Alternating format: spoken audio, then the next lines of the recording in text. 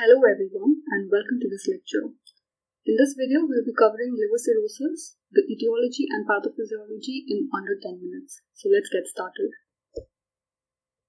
Now the word cirrhosis comes from a Greek word cirrhos meaning tawny because of the yellowish orange color of the diseased liver. So as you can see in this picture, on the left we have a normal liver and on the right is a cirrhotic liver with a yellowish orange tint.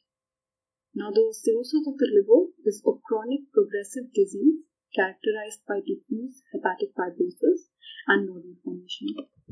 So, if we look closely into this sentence, there are two things that you would notice. One, that it is a chronic progressive disease, right? So, it is slow in onset and it happens gradually over a long course of time. And in a lot of circumstances, over 1 or 2 decades even. Now, the next part of it tells us that it is characterized by diffuse hepatic fibrosis and nodule formation, right? So it's a chronic progressive disease characterized by two things, which are fibrosis or the formation of scar tissue as well as nodule formation. So let's zoom into this diagram for a bit and understand this. So on the left, we have a perfectly healthy normal liver tissue with the normal liver parenchyma. And on the right, we have a cirrhotic liver. Now, what happens is, as a consequence of chronic liver disease over a period of time, there is replacement of the normal healthy cells by fibrous scar tissue, right? So, the normal tissue parenchyma of the liver, it gets replaced by fibrous scar tissue as well as regenerative nodules, which are lumps. And this leads to progressive loss of liver function. So there is replacement of the normal liver tissue by fibrous scar tissue as well as regenerative nodules, and this leads to progressive loss of function, right? So cirrhosis occurs when the normal flow of blood, bile and hepatic metabolites is altered due to this fibrosis. The basic outline that we have studied so far are 3 steps. The first being hepatic necrosis and degeneration, followed by regeneration in the form of scar tissue and nodules. Now moving on to the pathophysiology of the disease. Now the pathological hallmark, as we know, is the development of scar tissue that replaces normal parenchyma, and it happens under 3 steps. First, chronic necrosis combined with host response to it. Right? So chronic necrosis induces an inflammatory response that results in cirrhosis and its complications. Now let's look at a histological section, right? Now on the top, in the top image, we have a normal liver, the histological section of a normal liver with H&E staining, and here what we observe are columns of hepatocytes, 1 to 2 cell thickness, radiating from portal tract. So at the top you can see that the appearance is quite monotonous and homogeneous, right? There are columns of hepatocytes, they're 1 to 2 cell thick, and they radiate from portal tracts towards the central vein. But when you come to the image below, you see a clear loss of architectural pattern. So now that we come to the cirrhotic liver, we notice 3 things. The first and foremost, the presence of these blue-colored areas, right? So these are areas where the fibrous tissue has formed and it has taken up the trichrome staining, right? So there are strands of fibrous tissue that are actually separating the proliferating hepatocytes into these nodules, which brings us to our second point. So there's the formation of scar tissue as well as the formation of regenerative nodules. Apart from that, we notice that the basic architecture of the tissue is completely disrupted, and also the portal tracts and the central veins are disrupted, right? So from here, we move on to the pathophysiology of this. Now the primary event is the injury to hepatocellular elements. Right? So it all begins with injury to hepatocellular elements in various ways. It may be due to reactive compounds from alcohol, or it may be due to autoimmune causes, it may be due to anything. And the primary event is injury to the hepatocellular elements. This initiates an inflammatory response with cytokine release and the activation of stellate cells, which are now known to be very important in the pathophysiology of cirrhosis. So, in normal circumstances, the stellate cells, they are fat-storing cells, they store vitamin A, but in case of hepatocellular injury, they transform into myofibroblast-like cells. And here, they are capable of producing collagen, pro-inflammatory cytokines, and other mediators that promote hepatocyte damage and tissue fibrosis.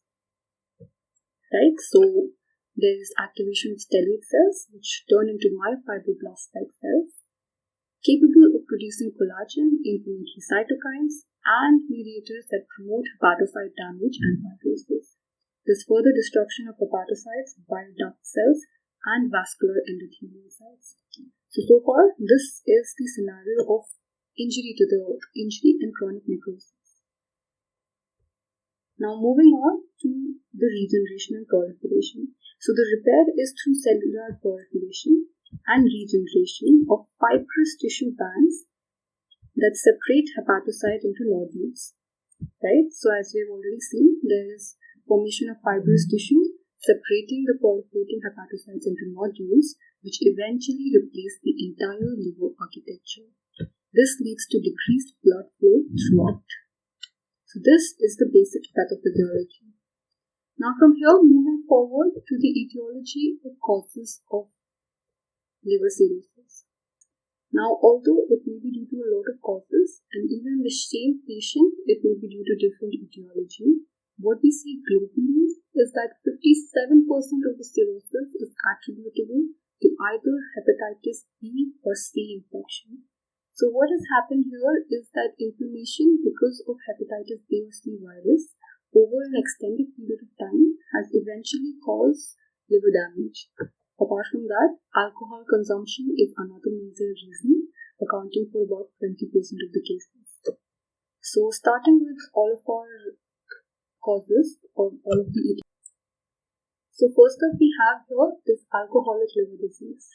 Now in patients who consume extensive amounts of alcohol over a prolonged period of time, say a decade or more, there are two things that are happening. Okay? One is the formation of acetaldehyde, which in itself is quite reactive, and two, the accumulation of other reactive metabolites. Right? So the production of these two, they lead to the blocking of the normal metabolism of the proteins, fats, and carbohydrates, and this leads to liver injury. The next one we have is chronic viral hepatitis by hepatitis B or C. So what happens here is there's inflammation of the liver, which causes variable degrees of damage to the liver over a period of time, and this can lead to cirrhosis. So the next up we have is non-alcoholic fatty liver disease. Now this is because fat builds up in the liver and eventually causes scar tissue, and it is most oftenly associated with obesity, diabetes, protein malnutrition, and coronary artery disease, and the presentation is quite similar to alcoholic liver disease. Moving on to immune causes, we have primary sclerosing cholangitis, primary biliary cholangitis, autoimmune liver disease, and secondary biliary cirrhosis. Now, what these do is that they cause damage to the bile ducts because of autoimmune processes, leading to secondary liver damage. Apart from that, we have cystic fibrosis, which is a genetic condition.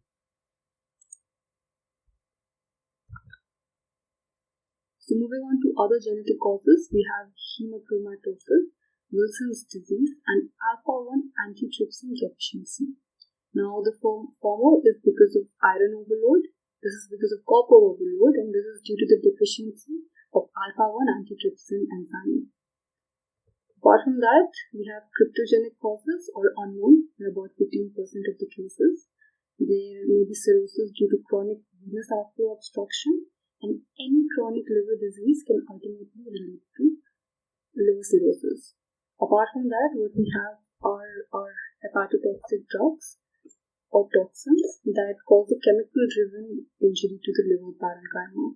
So there are certain drugs that are very famous for this, such as paracetamol, NSAIDs, and drugs like isoniazid that cause a chemical-driven injury to the liver tissue. So with this, we have completed the etiology of liver cirrhosis. And in the next video, we'll talk about the signs, symptoms, diagnosis, and treatment. Right? So let's quickly summarize what we've studied so far. So the first thing we saw was where the term cirrhosis was derived from the yellow orange color of the diseased liver. Then we saw that the two hallmarks of this were hepatic necrosis and regeneration, followed by regeneration in the form of fibrous scar tissue as well as regenerative nodules. Apart from that, we went through the sections of the normal liver tissue and we clearly observed the fibrous tissue as well as the nodule formation in the cirrhotic liver. We moved on to the pathophysiology of all the steps that are involved in liver cirrhosis and then winded up by talking about all the etiology of liver cirrhosis in a bit detail. So with this, we come to the end of the lecture. I hope it helped you in whatever way possible and I would be really happy if it did. I hope to see you in another lecture soon and I'll be covering the clinical features as well as the diagnosis and treatment in the next video. So I'll link that in the description and make sure to watch that. Thank you and have a good day.